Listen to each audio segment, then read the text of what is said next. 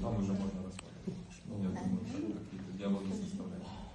Ну, все равно вы же сейчас, вы же помогаете. Подключиться и там. Сейчас нам главное вопрос закрыть свою внутреннюю чистку. Давайте.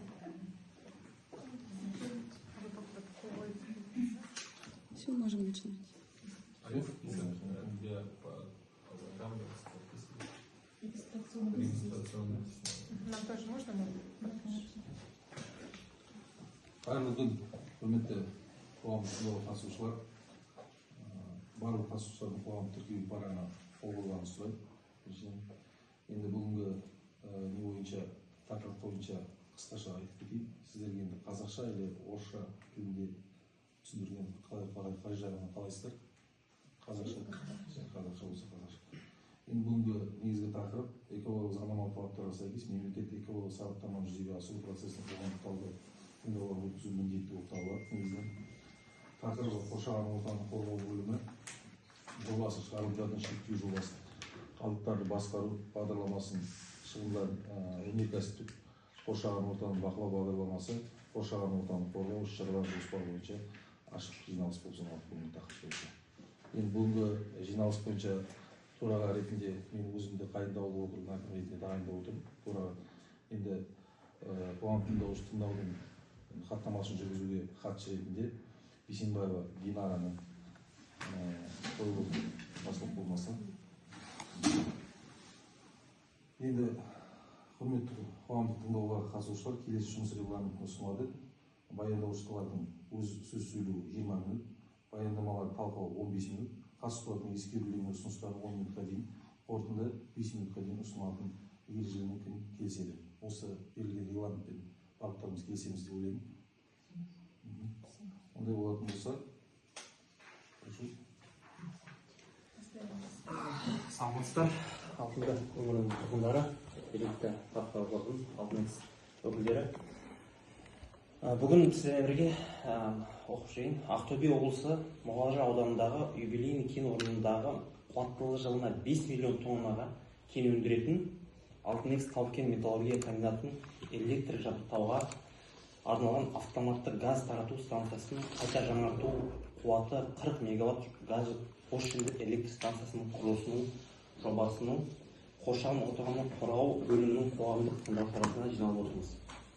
Жобалау мекеменің тарапынан жобаның бас инженері болып табыламын. Есімім Нұрболат. Эколог мамандары Елена Ақкөл ханым және газ қосшын электр станциясының технологы Ернат мырзаның алдарыңызға келіп отырмыз. Осы уақытқа дейін үлкен жобалар, дәлірек айтсақ, Алтынекс тау-кен металлургиялық комбинатының құрылысы және сумен қамтамасыз ету инфрақұрылым жобалары іске асырылып аяқталды. Келесі қадам осы ғимараттарды және инженерлік жүйелерді толық электр көзімен қамтамасыз ету болып табылады. Осы жоғарытылған жобаның аясында орындалады. Егер сандарға кезек беретін болсақ, бізде Ақтөбе облысы бойынша 23 жылдық электр тұтыну шамасы 6-7 миллиард киловатт сағатын құрады. Және де килок жүйесі операторында 2013-2023 жылдары кезеңінде келтірген деректер барысында электр тұтыну бекетінің орташа жылдық қарқыны 54%-нан құрайды. Яғни электр тұтыну жылдан жылға өсімін көрсетеді. Ал Алтынекс тау-кен металлургия комбинатының максималды есептік жүктемесі 35,5 киловатт мегаватт құрайды. Осыған байланысты газ қосшынды электр станциясын қысқаша айтқанда ГПС құрылысын салу өңірді дамыту үшін және тұтастай алғанда энергия жүйесін қолдау үшін маңызды рөл атқарады. Бұл жобада бізге екі алаң қарастырылған. Ол бірінші алаң өзіңіз көріп тұрғандай мынау ГПС дейді, айтқандай. Ода бас ғимарат және қосалқы ғимараттар болады. Екінші алаң ол жолдың ар бетінде тұрған АГРС алтында грант торабы және автоматты газ тарату станциясы. Және осы екі алаңды қосатын 3,3 километр газ құбырының құрылысы қарастырылған. Және егер жобаның қысқаша технологиялық процесіне өтсек, үңілетін болсақ, мысалы қазіргі таңда АГРС алаңын біз деген қазақ газ аймақ берген техникалық шарт бойынша өнімділігін 5.000 куб сағаттан 15.000 куб сағатқа дейін ұлғайтамыз кеңейту әдісімен. Және осы газ көлемінің 15.000 ішінде 12.000 өзіміздің ГПС алаңына қолданамыз біздің өзіміздің. Ал 3.000 біз деген болашақта орталық қалашық және осы жергілікті өңірге газбен қамтамасыз етуге орын алдық. ГПС-тер алдық болашаққа. Келесі кезеңмен осы көлемі 12.000 газ құбырымен ұзындығы 3 километрмен ГПС алаңына тасымалданады. Газ алаңында ГПС бас ғимарат және келесі шығыңыз. Мына ГПС алаңында бізде бас ғимараттар бар және қосалқы ғимараттар бар. Осы газ бас ғимараттың ішіне орналасқан газ бошын қондырғылары газ жану арқылы химиялық энергия механик энергияға айналады. Және балды орналасқан электр генератор оны электр энергиясын айналдырады. Әрқайсысы 4-3 мегаваттан тұрады, 9 дана. Егер бәрін қосқанда 38-7 мегаватт энергиясын өндіреді. Нәтижесінде осы есептеліп жүктемесі 35-5 мегаватт көрсеткішті біз толықтай жабамыз. Құрылыс алаңының жұмыстары бізде 2026 жылдың екінші тоқсанында 2027 жылдың 3 тоқсанына дейін жүргізіледі. Құрылыс мерзімі 14 айға қарастырылады. Құрылыс барысында 300 адам жұмылдырылады. Және де қайталап өтейік, 3 алаң болады, ол деген 2 алаң болады, ол деген ГПС алаңы, АГРС алаңы және газ құбыры. Айта кететін бір жағдай, неміс газ бошынды қондырғысы маркасы MVM пайдалы әсер коэффициентінің 98%-ын құрайды. КПД-сі, яғни газ толықтай жанып, қоршаған ортаға әсерін, кері әсерін тигізбейді. Енді экологиялық көрсеткіш бойынша мен әріптестерім әрмен жалғастырады. Ақгүл ханым. Саламатсыздар ма? Әрі қарай сіздің назарыңызға экологиялық бөлімді ұсынамыз. Біздің компания келесі проектілерді дайындады. Олар қоршаған ортаны қорғау бөлімі жобасы, шығарындыларды шектеу жобасы, қалдықтарды басқару бағдарламасы, өнеркәсіптік қоршаған ортаны бақылау бағдарламасы және де қоршаған ортаны қорғау іс-шаралар жоспары. Құрылыс және пайдалану кезеңдерінде атмосфералық ауаға ластаушы заттардың шығарындылары анықталды. Құрылыс кезеңінде бірінші алаңда ГПС-те 14 көз анықталды, екінші алаңда АГРС-те 27 көз анықталды. Осы кестеде перечень загрязняющих веществ деген кесте бар проектілерде. Да, расчет бойынша анықталды.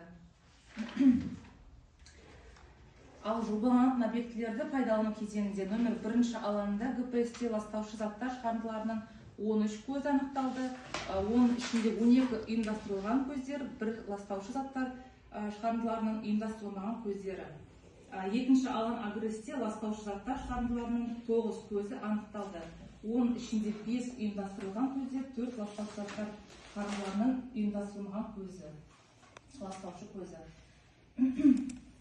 Келесі слайдта ластаушы заттар шығарындыларының таралуын есептеуі бойынша көрсетілген. Есептеулер барлық ластаушы заттар мен олардың бірлесіп әсер ету жағдайында жиынтық зиянды әсерге ие заттар топтары бойынша жүргізілді.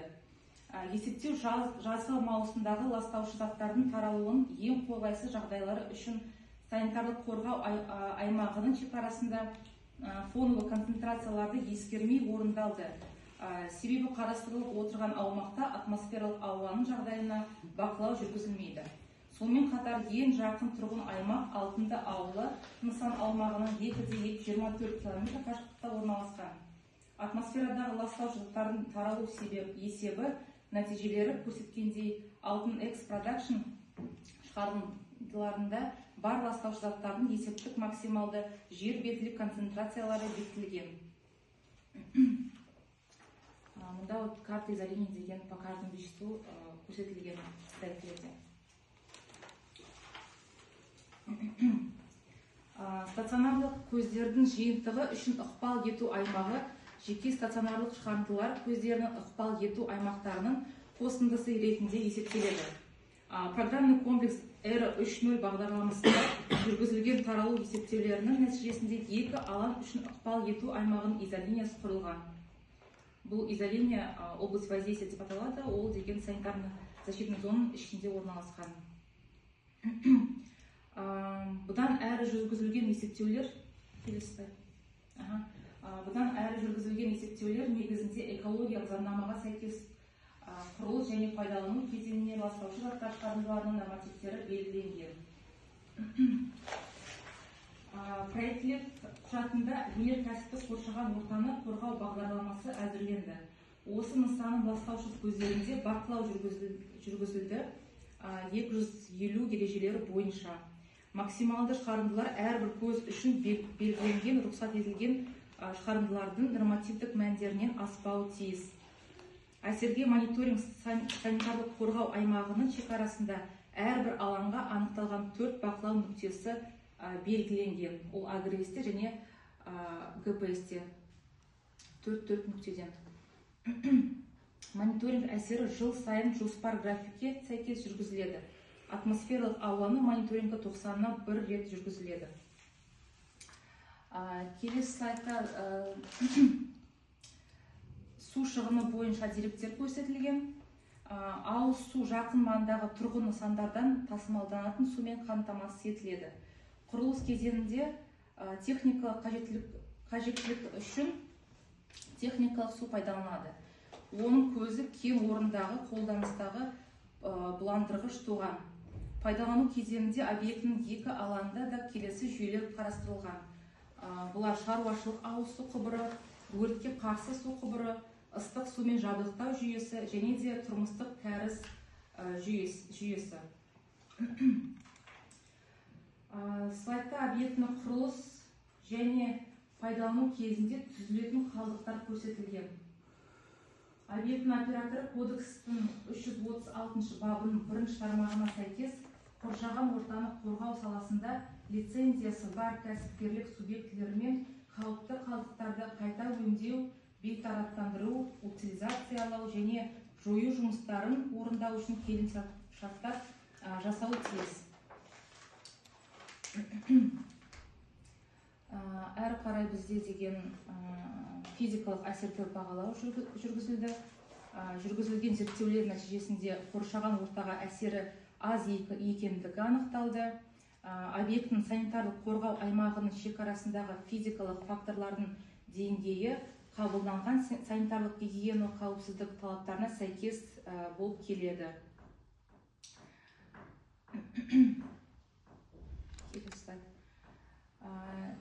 Және де социалдық рөлін айта келсек, құрылыс жұмыстарын жүргізу кезінде объектілерде 300 жұмысшы тартылатын болады. Оның ішінде 170 жұмысшы жергілікті тұрғындардан алынады.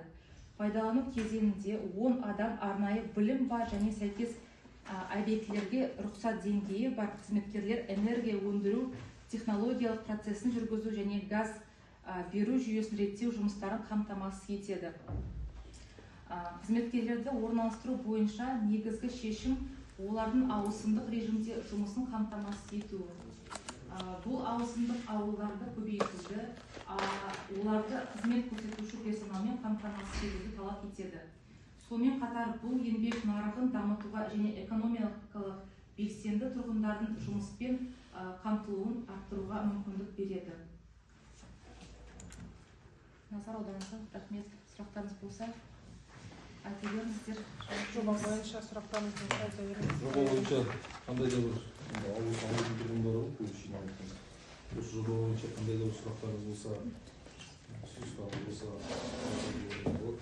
әрине бұл хаттама міндетті түрде жаңа сайтта бекітілетін болады. Осы хаттама арнайы экологиялық сайтта сұрақтарыңыз болса.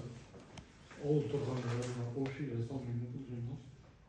Біз қазір жастар ғой, үлкендер де бар ауылдың. Үлкен ақсақалдар бар, үлкен ағалар бар. Олардың атынан сөйлей алмаймын. Жалпы өздеріңіздің ойларыңыз ғой. Өздеріңіздің жекелей ойларыңыз. Бұл зат бізде әлі де талқыланатын зат қой бұл негізінен. Бірақ қазіргі таңда енді мен енді Расын айтайын, мен қанша жиналыс жасап жүрмін. Ауылға қанша жиналыс жасап жүрмін.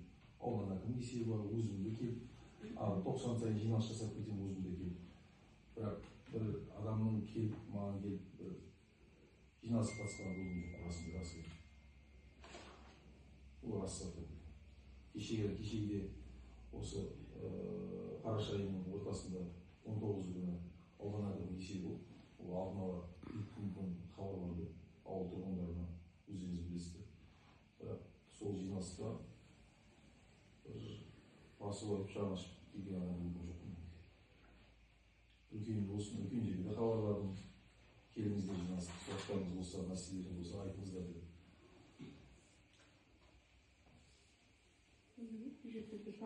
Жалпы деп тұрған бұл, өздеріңіздің сұрақтарыңыз болса,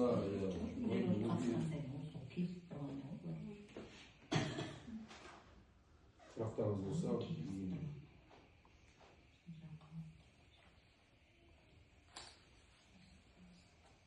сұрақ болмаса, ешқандай сұрақ не болмаса,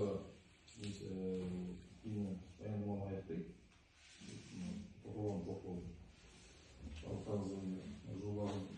түсіндіріп өттік, барлығын жобаның қандай маңыздылығын, қандай не екенін енді шыны керек, үлкен кен орны болғандықтан өздеріне арнайлы жаңағы подсадка салайын деп тұр, газогенерирующий. Ол енді ол дегеніміз бүкіл алдағы уақытта ауылымыздың, еліміздің дамып жатқан жағдайда, көркейіп жатқан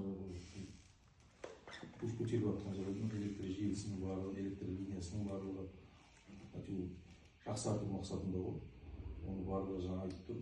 Бұл тек қана зауытқа қатысты емес, салынатын зауытқа, қазіргі шахтаға қатысты емес, бұл ауылға да бір несі бар да, пайдасы болғасын.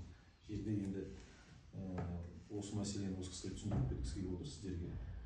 Жалпы бір отбасында 5 адам болса, бір отбасында сол туралы әңгіме болса, 5 адам 5 жаққа лагмен таратады. Бұл рас. Жалпы осындай кезінде мына кост салатын кезде де осылай жиналыстар жасалды. Кост салатын кезде, қазір канализационный система салатын кезде осындай жиналыстар жасалды. Оның алдында да жиналыстар жасалды. Бұл кост салатын кезінде 3 рет 4 рет жиналыстар. Мұнауда әлі де жиналыс жасалады ғой. Бұл предварительный жиналыс. Тағы да қосымша жиналыстар жасалады бұл бойынша. Әлі қайда құрылыстың салынатын уақытында салынады. Бұл енді 27 жылға жоспарланып отыр. Бұл құрылыс жұмысы. Бұл уақытта да әлі арнайы жиналыс жасалатын болады. Жалпы енді сіздердің айтып тұрмасаңыз, жалпы бүкіл ауылға жиналыс жасалады ауылға да.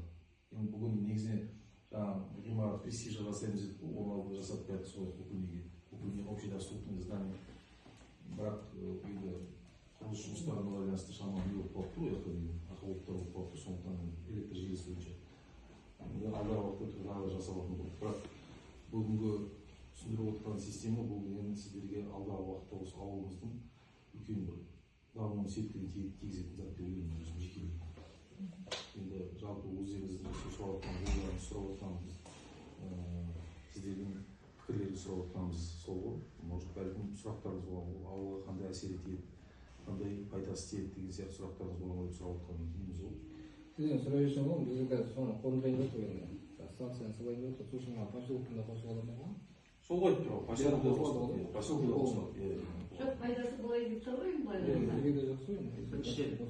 Я бізде постоянно свет өздерінің күресте ғой, қыста особенно. Осыған дейін пока енді осы 6X-тің көмегі болып келеді. 6X-тің. А сосын не бар, біздер қазір 6X-тің салып, очиститель салып отыр мысалы. Сол жағын. Ол қазір жиналыс бітірсек, ұстап қоямыз, хорошо? Жиналыс бітірсек, жиналыс енді уже... Mesela жұмыста болып қалғанымызда келе алмаймыз, әйтпесе боламыз ғой жиналыс. Иә, мен енді айтып тұрмын ғой. Бізге де керек тұрғасын жерде свеча айтып отыр ғой. Мықты. Онда осымен жиналыс тоқтатайық, сұрақ ешқандай болмаса да. Сұрақ жоқ, енді пайдасы болса экологияға ешқандай әсер етпесе. Жиналыс тоқтатайық, ондай болса. Егер енді жобалар бойынша сұрақтар болмаса, қоғамдықта өтті деп санаймыз. Барлықтарыңызға назар аударып тыңдағандарыңызға бүгінгі баяндаушылардың мағлұматын барлықтарыңызға рахмет көп. Осымен енді жиналыс тоқталды.